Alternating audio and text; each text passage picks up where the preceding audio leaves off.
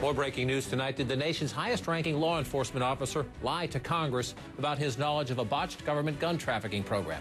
House investigators today subpoenaed the Attorney General Eric Holder and other top Justice Department officials, demanding they turn over communications relating to the Operation Fast and Furious probe. That operation tried to trace the illegal flow of weapons from the United States to Mexico's drug cartels by actually allowing some U.S. guns to go south of the border.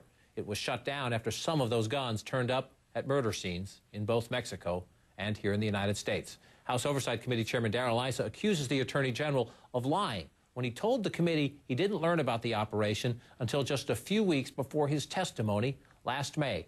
Today's subpoenas should provide a paper trail. And when we do a subpoena, we often get overly redacted documents. This is not the most transparent administration, at least in some areas. However, we have a constitutional obligation. We'll do it, and we'll do it according to the rules. Let's dig deeper now. The House Oversight and Government Reform Committee join us. Maryland Representative Elijah Cummings, he's the committee's top Democrat, and Utah Republican Representative Jason Chaffetz. Congressman Chaffetz, I want to start with you as a Republican here. This is the nation's highest-ranking law enforcement officer, and I'll grant you there are some legitimate questions to be answered here, but when people are using terms like lying, negligent, incompetent, before you have the paper trail, isn't that a bit reckless? Well, we want to be very careful on how we articulate this, but remember, we got two dead agents. We have 2,000 weapons that are unaccounted for, and I feel like we have been misled, because for the Attorney General to come to Congress and say, well, you just heard about it a couple weeks ago, and the documents show otherwise, it doesn't add up. Well, Congressman Cummings, let's get to one of the questions here. Let's first listen to the Attorney General. He came before this committee back in May. Here's what he said. When did you first know about the program, officially, I believe, called Fast and Furious? To the best of your knowledge, what date? I'm not sure the exact date, but I probably heard about Fast and Furious for the first time over the last few weeks. He says over the last few weeks. That is on May 3rd, 2011. Listen to this interview the President of the United States, not the Attorney General, the President of the United States, had with CNN Espanol back in March. There have been problems. I heard on the news about this story that Fast and Furious, where allegedly guns were being run into Mexico, and ATF knew about it but didn't apprehend those who had sent it. Eric Holder, the Attorney General, has been very clear that he knew nothing about this. We've assigned a IG, Inspector General, to investigate it. It begs the question, how did the President know about this in March, and how did the President know the Attorney General knew nothing about this in March when the Attorney General says in May he just learned about it a couple weeks ago? I think the Attorney General will clear that up, but the fact still remains that the Attorney General sent to our committee a lengthy letter just this weekend explaining the situation, and I think that needs to be cleared up. Keep in mind that I believe that Fast and Furious was a very unfortunate situation, sadly, that ended in the deaths of two agents. But at the same time, I think we have to be very careful as to how we proceed.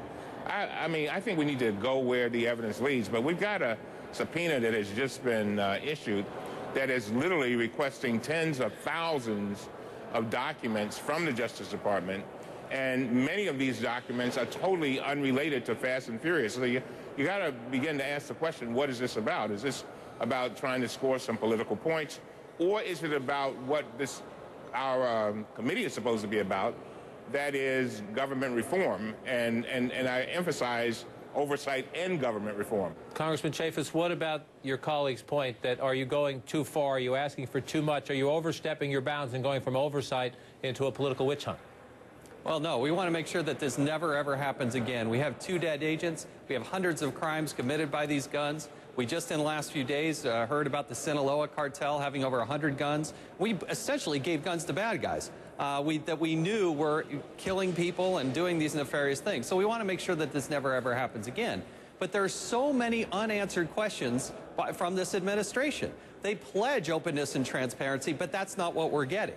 And so the Attorney General does not, his statement does not line up with the President knowing back in March that supposedly Attorney General Holder didn't know about this, just as you pointed out. It could just be a matter of being more precise. Correct, though, Congressman Chaffetz? No, the President said this in late March. The Attorney General comes in early May. So there's a 5 or 6 week period there. He says a few weeks. It could be, do you concede the point that he was just not as precise as he should have been, that there's not a scandal here?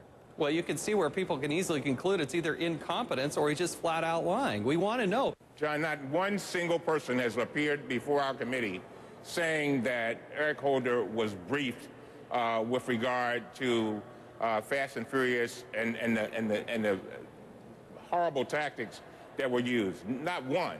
And but we again, have memos. We have at least 5 memos with Eric Holder's name on them. There are memos, but again, that has been cleared up in the letter that was sent to us this weekend, where he basically states that there are memos that come across his desk all the time. And let me jump in and read from that letter. Here's what the Attorney General said to your committee. Given the volume of material to which I must devote my attention, I do not and cannot read them cover to cover. Here, no issues concerning Fast and Furious were brought to my attention because the information presented in the reports did not suggest a problem. Congressman Chaffetz, to you first. I understand you have legitimate questions here, but do you read everything that comes to you in your office? Well, look, you have Lanny Brewer, who is the Deputy Attorney General. You have the Congressman, do you read everything that comes to you in your office? I should, and I should be held accountable. This is a major investigation.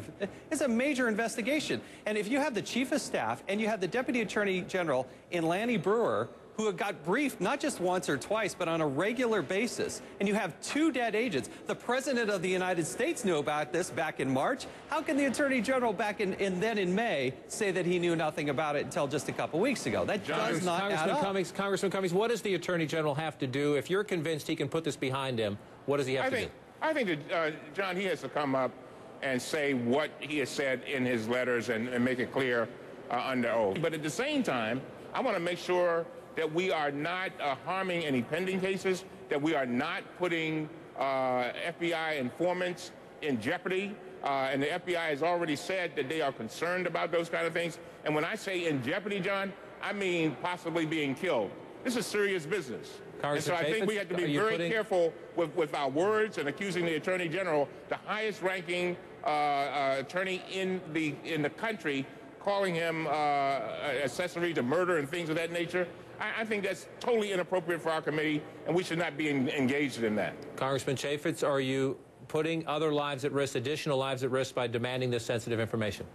No, we don't want to get in any way in the way of any investigation that they're doing into those nefarious characters. There has been no adequate explanation. It begs one, and I do agree with Mr. Cummings that until the Attorney General comes before Congress under oath and explains it, these questions will continue to be out there. So when will that be? When will that be? If you say there's a cloud over the nation's highest law enforcement officer and other top officials in his department at a pretty critical time, and these guys do pretty incredible and critical work, when will that be? Congressman Cummings, to you first. You're the ranking Democrat. Well, you have friends in this administration. When can you get the Attorney General up there? John, I don't run the committee. The person who issues subpoenas, sometimes without even consulting us, is Mr. Issa. So you'd have to ask him that question. Congressman Cummings, Congressman Chaffetz, appreciate your time today, gentlemen. Thank you. Thanks, John. Alrighty. Still to come, it was billed as a